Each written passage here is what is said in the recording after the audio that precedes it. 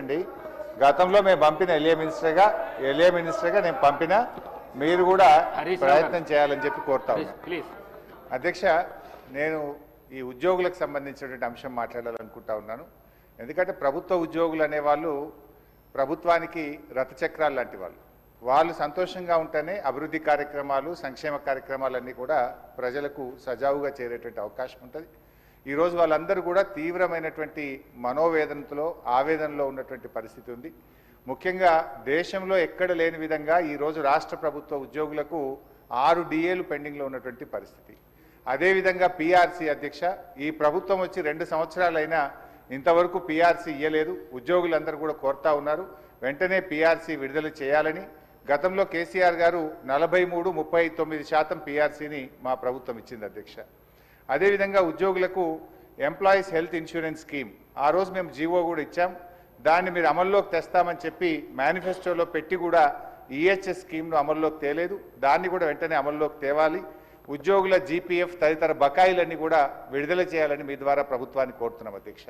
ముఖ్యంగా రిటైర్డ్ ఉద్యోగులైతే ఈ మధ్య మనం చూస్తూ ఉన్నాం 39 మంది రిటైర్డ్ ఉద్యోగులు బెనిఫిట్స్ ప్రభుత్వం నుంచి వాళ్ళ సేవింగ్స్ వాళ్ళకి ఇవ్వకపోవడం వల్ల వైద్యం కూడా చేయించుకోలేక ఈరోజు 39 మంది రిటైర్డ్ ఉద్యోగులు మరణించారు. బీఆర్ఎస్ హయాంలో కూడా దాదాపు 15,000 మంది రిటైర్డ్ ఉద్యోగులు రిటైర్ అయితే వాళ్ళందరికీ మేము టైం మీద డబ్బులు ఇచ్చాం. కానీ కాంగ్రెస్ హయాంలో, ఎందుకంటే ఈరోజు నేను అసెంబ్లీకి వస్తూ ఉంటే పొద్దున్నే నా సిద్దిపేటలో ఒక డాక్టర్ జగత్ Kumar Reddy retired JD veterinary పొద్దున్నే నా దగ్గరికి వచ్చి, అన్నా కొద్దిగా అసెంబ్లీలో మాట్లాడు, నేను అక్టోబర్ 2024లో రిటైర్ అయినా, ఇంతవరకు ₹1 రాలేదు. హైకోర్టుకు పోయి ఆర్డర్ తెచ్చుకున్నా అయినా రాలేదు. హైకోర్టులో కంటెంప్ట్ వేస్తే కూడా వాయిదాలు అడుగుతూ ప్రభుత్వం మమ్మల్ని ఇబ్బందులు పెడతా ఉంది.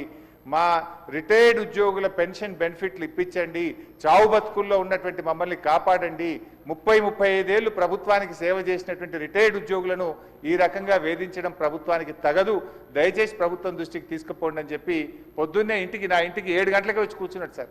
నేను బయటకు వచ్చేసరికి ఏంది ఇంత పొద్దున్న వచ్చినామంటే, ఇట్లా ఉందన్న ఆరోగ్యం బాగాలేదని చెప్పమంటే బట్టి గారికి చెప్తా తప్పకుండా ఈరోజు నేను మాటించి వచ్చి ఈరోజు చెప్తా ఉన్నాను అధ్యక్ష.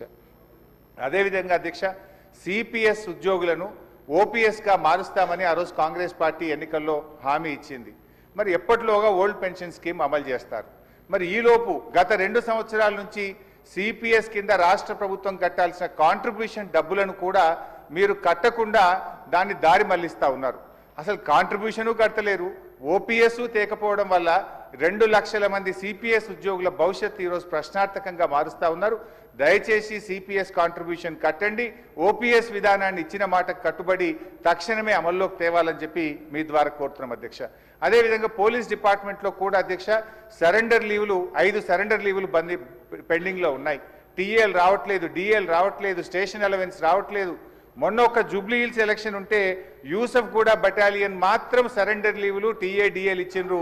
రాష్ట్రంలో 1,00,000 మంది పోలీసులకు సరెండర్ లీవులు, టీఏలు డిఏలు రాక ఇబ్బందులు పడతా ఉన్నారు. దయచేసి పోలీసులను కూడా ఆదుకోవాలని, గతంలో నేను ఫైనాన్స్ మినిస్టర్గా ఉన్నప్పుడు ఎప్పటికప్పుడు సరెండర్ లీవులు, టీఏ డిఏలు ఇచ్చాం.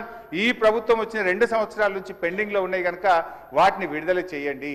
ఇలా పోలీసులు కూడా తీవ్రమైనటువంటి ఆవేదనలో ఉన్నారు. పోలీసులకు ఉండే ఆరోగ్య భద్రత స్కీమ్ కూడా బంద్ చేసిండ్రు. మీరు ₹1,00,000కే పరిమితం చేసిండ్రు. పోలీస్ కానిస్టేబుల్ చాలా ఇబ్బంది పడతా ఉన్నారు. ఆరోగ్య భద్రతను పునరుద్ధరించండి, గతంలో మాదిరిగా కార్పొరేట్ వైద్యం పోలీసులకు అందించాలని చెప్పి కోరుతూ కాంగ్రెస్ పార్టీ ఎన్నికల మేనిఫెస్టోలో తక్షణమే మేము ఉద్యోగులకు పిఆర్సీ ఇస్తాము, పెండింగ్ డిఏలు ఇస్తాము, బకాయిలు ఇస్తాము, ఓపీఎస్ తెస్తామని మాట ఇచ్చి ఈరోజు కాంగ్రెస్ పార్టీ 2 ఏళ్లైనా అమలు చేయకుండా మోసం చేస్తూ ఉంది. జరిగిన అన్యాయం ఇప్పటికే చాలా జరిగింది. తక్షణమే ఇప్పటికైనా ఉద్యోగులకు, రిటైర్డ్ ఉద్యోగులకు, పోలీసులకు ఇచ్చిన హామీకి కట్టుబడి మేలు చేయండి అని చెప్పి మీ ద్వారా ఆర్థిక మంత్రి, డిప్యూటీ సీఎం గారిని నేను కోరుతా ఉన్నా అధ్యక్ష. అధ్యక్ష, గౌరవ సీనియర్ శాసనసభ్యులు హరీష్ రావు గారు ప్రస్తావన చేసిన అంశాలన్నిటిని కూడా నోట్ చేసుకున్నాం అధ్యక్ష. కానీ సభ దృష్టికి కొన్ని విషయాలు ఈరోజు హరీష్ రావు గారు వారి పార్టీకి సంబంధించి ఉద్యోగస్తుల గురించి వారి సంక్షేమం గురించి మాట్లాడుతున్నారంటే ఏ విధంగా ఉందంటే దయ్యాలు వేదాలు వలికినట్టు ఉంది అధ్యక్ష. ఉద్యోగస్తులకి ప్రతి నెల వారి జీతభత్యాలకు సంబంధించి 20 తారీఖు వరకు జీతాలు ఇయ్యలేని పరిస్థితుల్లో వారి ప్రభుత్వం నడిపారు. ఇప్పుడు వారి ఉద్యోగస్తుల గురించి మాట్లాడుతూ ఉన్నారు అధ్యక్ష. ఏదేమైనప్పటికీ ఉద్యోగస్తులకు సంబంధించిన సంక్షేమం, వారికి రావాల్సిన జీపీఎఫ్ కానీ, రిటైర్ అయిన పబ్లిక్ సర్వెంట్స్ సంబంధించిన అంశం విషయంలో ఒక సిస్టమ్ని ఏర్పాటు చేసుకొని వారికి ఏ విధమైన ఇబ్బంది రాకుండా అన్ని విధమైన చర్యలు తీసుకుంటామని గౌరవ సభ్యులకు తెలియజేస్తా ఉన్నారు.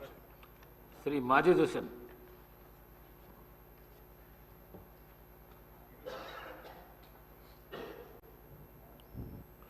स्पीकर साहब, मैं तहे दिल से शुक्रगुजार हूं कि आपने जीरो ओवर में मुझे मौका दिया।